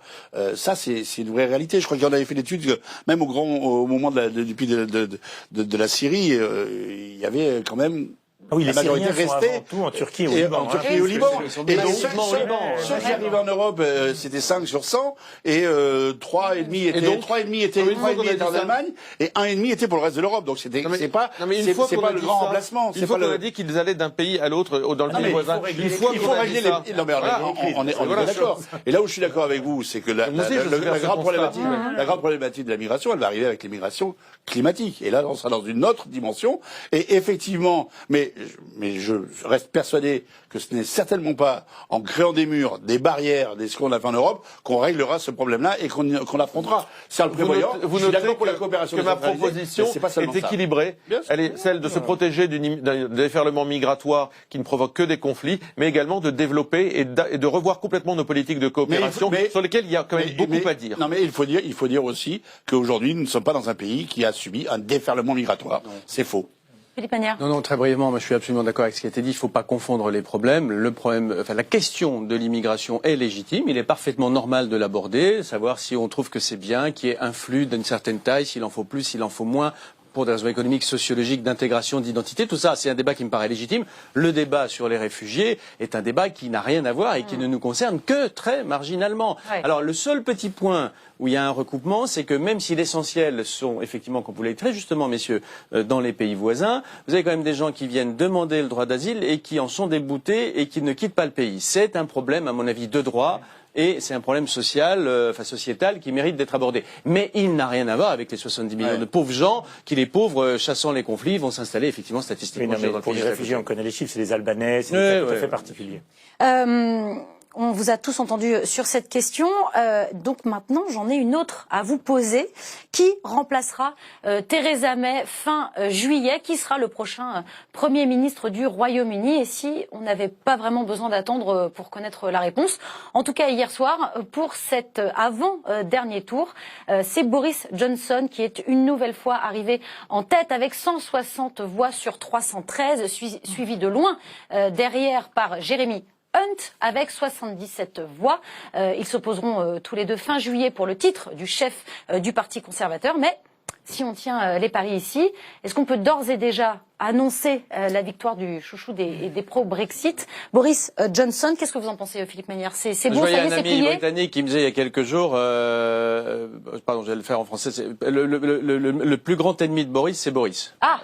Parce qu'en réalité, il est capable d'outrance assumés, qui généralement lui valent l'affection du public, mais qui parfois peuvent le déconsidérer complètement. Donc, je pense qu'il fait la course incroyablement en tête et que le plus probable de loin, c'est qu'il... Mais il n'est jamais à l'abri de lui-même. C'est-à-dire qu'il peut demain sortir une énorme gaudriole où il se discrédite complètement et là, tout le monde va dire non, on peut quand même pas amener ce gars-là au pouvoir. C'est à se demander si c'est pas la couleur de cheveux qui influence. Hein. Ah, peut-être, ça pourrait.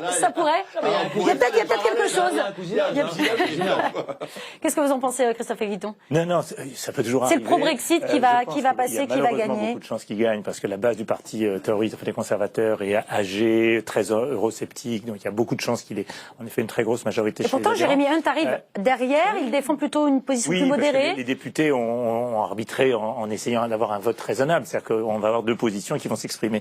Non, ce que je trouve moi plus intéressant, c'est qu'est-ce qu'il va faire. Parce qu'il a beaucoup changé sur beaucoup de sujets. Boris Johnson. Jamais sûr. En effet. Et une fois élu, s'il l'est, il deviendra Premier ministre parce que c'est la suite logique. C'est la tradition récupérera les clés. Et après, qu'est-ce qu'il négociera avec l'Union européenne? Parce que. Mais est-ce qu'il pourra renégocier? Est-ce qu'il ira renégocier? Dans les délais. On vient de le dire. Le Premier ministre sera nommé fin juillet, début août, si tout va bien. 31 octobre. C'est ça. Il reste pas de temps. Et là, on sait tous que l'Union européenne s'est mis d'accord sur un plan de sortie qui ne bougera pas. La seule chose qui peut bouger, c'est la déclaration politique, mais qui est en gros, qu'est-ce que pourrait être demain un accord entre l'Union européenne et la Grande-Bretagne. Mais ça, c'est beaucoup de la philosophie. C'est pas encore des choses très pratiques, mais c'est pas ça que veulent les eurosceptiques. Donc, comment vous voyez les choses, Michel Pouzol? Theresa May a échoué dans toutes les largeurs à essayer de sortir par le haut du Brexit. Je vois pas aujourd'hui son parti remettre, je dirais, 10 € régulièrement dans la machine. Donc il partira sans payer non plus. Alors, les 40 à 45 milliards d'euros sans payer qu'il doit, enfin que le Royaume-Uni doit. Mais je pense que ça serait beaucoup plus compliqué que ça, parce que les relations entre, l'Angleterre a quand même besoin de l'Europe à l'arrivée pour commercer, pour les échanges, pour plein de choses. Ça serait quand même extrêmement compliqué pour eux. Et puis, ça peut avoir un effet très néfaste sur la crédibilité même de la Grande-Bretagne. Et donc déjà les places financières commencent à lorgner sur Paris. Ça serait vraiment ce serait vraiment une forme de suicide économique assez fort quand même. Comment vous regardez les choses, Sébastien? D'abord, je vois que le paysage britannique, un peu comme le paysage politique français, s'est réorganisé. L'opposition travailliste conservateur, qui a historiquement dominé la vie politique britannique, c'est fini. Aujourd'hui, c'est pro-Brexit, anti-Brexit. Dans tous les cas, c'est comme ça que ça s'est traduit lors des dernières élections européennes. Monsieur Johnson apparaît comme une possibilité de sortie de crise. C'est aussi ça, c'est-à-dire qu'il incarne la volonté politique exprimée par les Britanniques du Brexit. Donc il incarne cette sortie de crise que n'incarnait plus Theresa May. Elle s'y est peut-être mal prise, etc. Mais les problèmes venaient plutôt finalement de sa majorité, de ses propres rangs, que de sa relation avec l'Union européenne. De l'autre côté, on voit bien, les Britanniques ne vont pas se paupériser. Je lisais une étude qui disait que les banques britanniques disaient qu'elles étaient en capacité de résister sans problématique au Brexit. Elles sont suffisamment solides. Il y a 2,1% de croissance, c'est-à-dire même si elle a ralenti toujours plus qu'en France. Enfin, je veux dire, le système économique britannique tiendra, et donc je crois également que les Britanniques auront à cœur de faire les choses, d'autant qu'ils ont quand même quelques assurances dans leurs relations futures avec les États-Unis, avec les accès à un certain nombre de marchés. Oui, mais je pense que finalement, ils tiendront, ils auront à cœur de sortir, j'allais dire, proprement. Mais C'est leur proprement, ça volonté veut dire quoi? politique. Sans aucun deal, et c'est le no deal qui va En l'emporter. acceptant les termes de l'Union européenne d'une façon ou d'une autre. C'est ce que vous pensez aussi? Non, c'est le no deal serait quand même très coûteux pour eux. Et la difficulté, pardon, parce qu'on n'a pas abordé jusqu'à maintenant cette question, c'est que l'une des raisons, bien sûr, May a certainement été un peu inefficace ici ou là, malgré sa ténacité qui forçait un peu l'admiration, mais l'essentiel de l'explication de la difficulté de sortir, c'est que c'est très difficile. C'est-à-dire que c'est un problème qui, à mon avis, est potentiellement insoluble. Je prends juste un exemple. Vous voulez pas de frontières entre les deux Irlandes, pour des raisons évidentes, personne va dire. Mais vous n'en voulez pas non plus entre l'Ulster, c'est-à-dire l'Irlande du Nord et le reste du Royaume-Uni, pour des raisons évidentes. Bah, je sais pas où vous mettez la frontière. Et donc après, on dit, bah, c'est pas grave, on va trouver le moyen de faire qu'il reste dans le marché unique. Oui, mais là, les Européens n'en veulent plus. Donc, je pense qu'il y a un moment, il faut pas exclure que le truc soit tellement contraint que ce soit presque impossible. Sauf à ce que l'un des deux baisse sa culotte, pardon de dire. Et on voit bien qu'aucun des deux n'est décidé à le faire, donc ça peut durer longtemps. Si c'est difficile, c'est parce que c'est difficile. Je pense qu'il y a deux difficultés. Il y a celle-là, en effet, mais il y en a une deuxième qui est politique et qui renvoie aussi au mode de scrutin britannique. Aujourd'hui, on a un système, en effet, qui est en train de s'effondrer. C'est le vieux système où deux grands partis arrivaient à monopoliser l'affrontement est en train de s'effondrer. Ce qui, dans un pays où on a le premier qui gagne tout, c'est ça, le système britannique, c'est le même que le système américain. Mais aux États-Unis, les contradictions se sont faites dans les deux grands partis. Trump est rentré au Parti républicain alors qu'il ne l'était pas. Sanders, qui n'était pas démocrate, est rentré au Parti démocrate. Et c'est au sein de ces partis que ça a lieu. Pas en Angleterre, pas en Grande-Bretagne. Et la panique des conservateurs, c'est Nigel Farage. C'est-à-dire qu'aux dernières élections européennes, ils ont fait comme les Républicains en France. Ils ont fait moins de 10%. Donc un score minuscule. Et Nigel Farage a fait près de 30. Ça voudrait dire que s'il y avait, oui, même un peu plus. S'il y avait aujourd'hui une élection parlementaire qui aurait les mêmes résultats, ce qui sera évidemment pas le cas, mais que l'élection européenne, Nigel Farage a 60% du Parlement. Et Boris Johnson est très tenté, s'il est élu, s'il est nommé, de dissoudre. Donc, et il y a le panique des deux côtés. Parce que côté travailliste, il y a en effet la montée des anti-Brexit. C'était le Parti libéral et les Verts qui ont fait un très gros score aux européennes. Ils le font toujours. Les Verts ont toujours des élus aux européennes. Mais sur un scrutin national qui porte sur le Brexit, ce qui explique d'ailleurs le changement de Jeremy Corbyn, qui a dit qu'aujourd'hui qu'il était prêt à revenir vers un deuxième référendum, alors qu'avant il n'en voulait pas. Donc tout ça est en train de bouger vite parce que une élection parlementaire aujourd'hui, c'est un peu la boîte de Pandore. Un mot. Avec le problème de l'Irlande, on peut ouvrir la porte du problème de l'Écosse. L'unité même de la Grande-Bretagne est en danger dans la balance. Donc c'est un sujet d'une très très grande complexité. Et on en reparlera. Et on en reparlera dans cette émission. Il nous reste quelques minutes à peine. Pour revenir sur l'épreuve du baccalauréat de français pour les classes de première S et ES.